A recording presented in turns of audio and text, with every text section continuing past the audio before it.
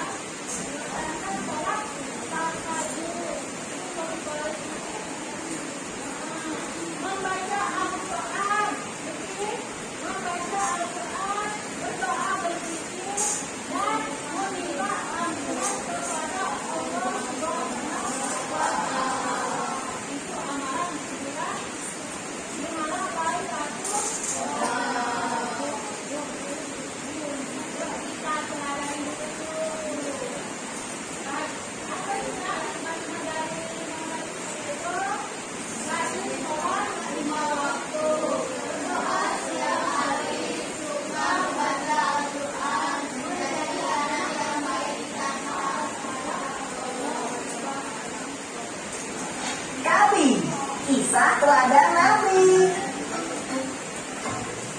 Wah, yuk dukung kami dengan menekan tombol subscribe. Jangan lupa bunyikan tanda lonceng untuk notifikasi. Selamat menonton. Kisah Nabi Muhammad SAW, hijrah pertama dan Isra Mi'raj.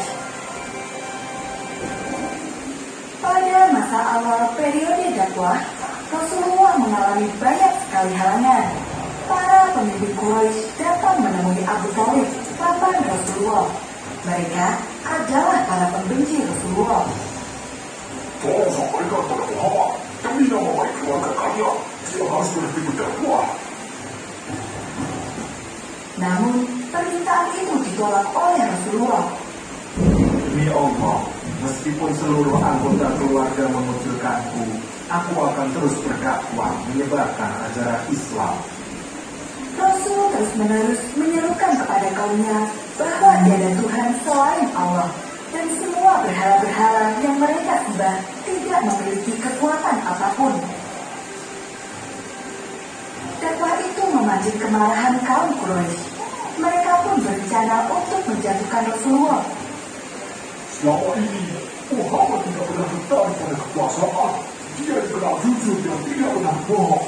Sangat sulit jika kita ingin menghukumnya.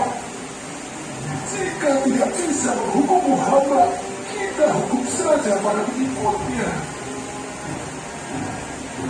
Kemudian, penindasan terhadap umat muslim pun dimulai. Sasaran mereka adalah orang-orang miskin dan para budak. Jemur mereka di tengah padang pasir. Jangan diberi makan ataupun minum. Teriak Abu Jahal, salah satu tokoh Quraisy yang sangat membenci Rasulullah. Maka, Sumayyah dan keluarganya, budak dari Abu Jahal itu pun diseret dan dijemur di tengah gurun. Segala tipu muslihat dan tekanan terus-menerus dilakukan. Abu Jahal meminta salah satu orang Yahudi untuk menyebarkan berita bohong tentang Rasulullah. Jika kau berhasil, akan aku beri imbalan harta yang sangat banyak. Namun, usaha itu gagal. Orang itu justru masuk Islam setelah mengetahui sifat Rasul yang pemaaf dan penyayang.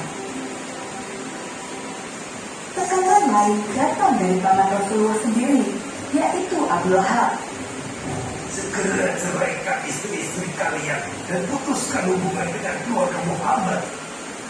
Saat itu, putranya Utbah menikah dengan Ruqayyah dan Utaibah menikah dengan Ummu Kulsum.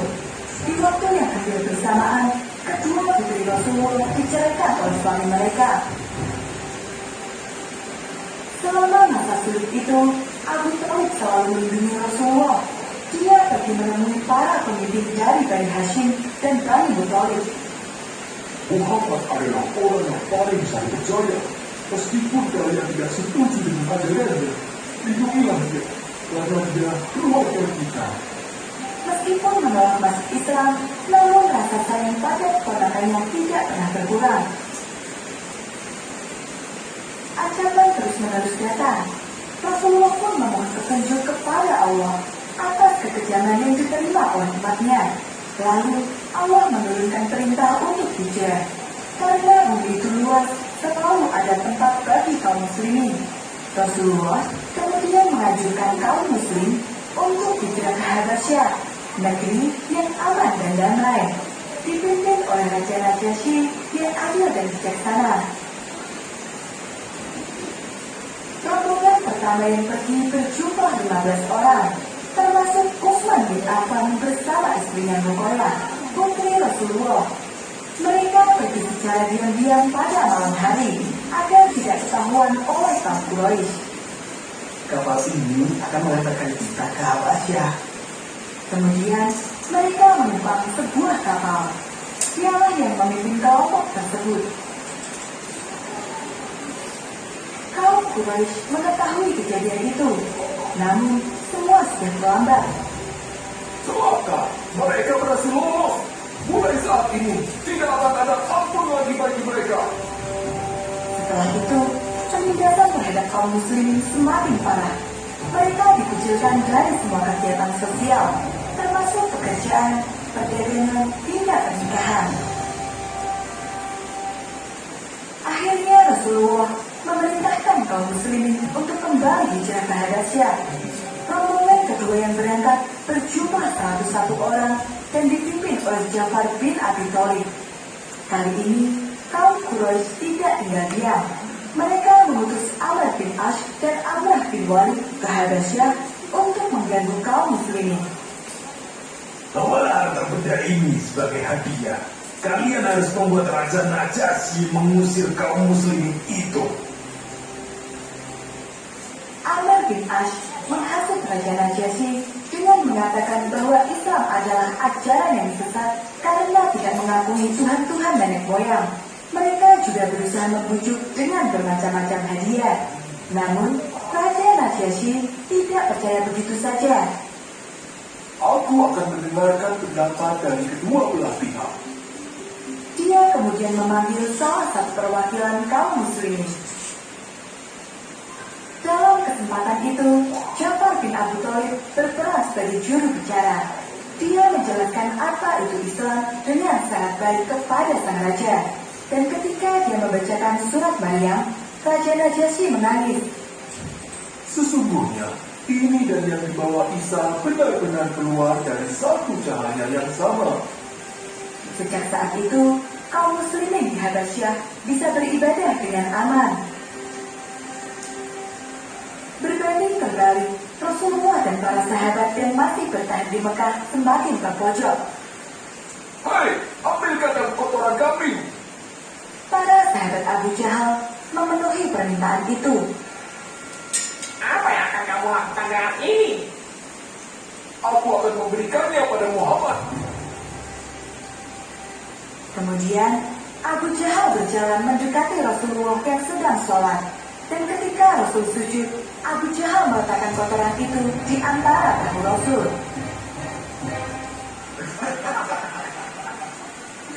Rasulullah tetap dalam posisi sujudnya hingga Fatimah Az-Zahra membersihkannya sembari meneteskan air mata. Itu adalah sedikit cerita tentang kekejaman kaum Quraisy terhadap Rasulullah. Pada tahun ke-10 setelah kenabian, Rasulullah menghadapi cobaan yang sangat pedih. Dua orang yang sangat dicintainya wafat. Mereka adalah Abu Thalib dan Siti Khadijah. Tahun itu pun disebut dengan Amul Husni atau tahun kesedihan. Kini tidak ada lagi Abu Thalib, sosok kuat yang melindungi Rasul dari kekejaman kaumnya, dan tidak ada lagi Siti Khadijah yang selalu setia mendampingi Rasul. Kaum Quraisy memanfaatkan kesempatan itu untuk menyerang dan menghina Rasul terus-menerus. Hingga akhirnya Rasul memutuskan untuk hijrah ke Taif. Di sana ada kerabatnya yang menjadi pemimpin besar yang dapat menerima dakwah dan melindunginya. Maka berangkatlah Rasulullah bersama Zaid bin Harithah. Mereka berjalan kaki menempuh jarak yang cukup jauh. Sayangnya, orang-orang Taif menolak kedatangan Rasulullah. Kalian tidak terima di sini. Kemudian, mereka mengusir Rasul beserta Zaid bin Harithah dengan lemparan batu hingga terluka parah. Dalam perjalanan pulang menuju Mekah, Rasul berdoa, Ya Allah, tunjukkanlah jalan yang lurus kepada kaumku, karena sesungguhnya mereka tidak mengerti. Di tengah kesedihan dan kesulitan yang dirasakan Rasulullah, Allah menunjukkan mukjizatnya yang sangat luar biasa. Pada malam itu, Rasulullah sedang berada di Hatim dekat Ka'bah. Malaikat Jibril datang menghampiri dan membelah dadanya, kemudian membersihkannya dengan air Zam-Zam. Selanjutnya, malaikat memenuhi hati Rasul dengan iman dan hikmah. Setelah itu datanglah Buraq, seekor tunggangan yang berwarna putih dan bersayap yang mampu melangkah secepat kilat. Rasulullah mengalami perjalanan yang luar biasa, dari Masjidil Haram di Mekah ke Masjidil Aqsa di Palestina yang disebut dengan Isra, perjalanan malam. Setelah sampai di Masjidil Aqsa, Rasulullah melakukan sholat 2 rakaat. Masjidil Aqsa, malaikat Jibril mendampingi Rasulullah naik ke langit sampai Sidratul Muntaha yang disebut dengan Mi'raj. Perjalanan yang begitu jauh dan mustahil itu hanya ditempuh dalam waktu 1 malam.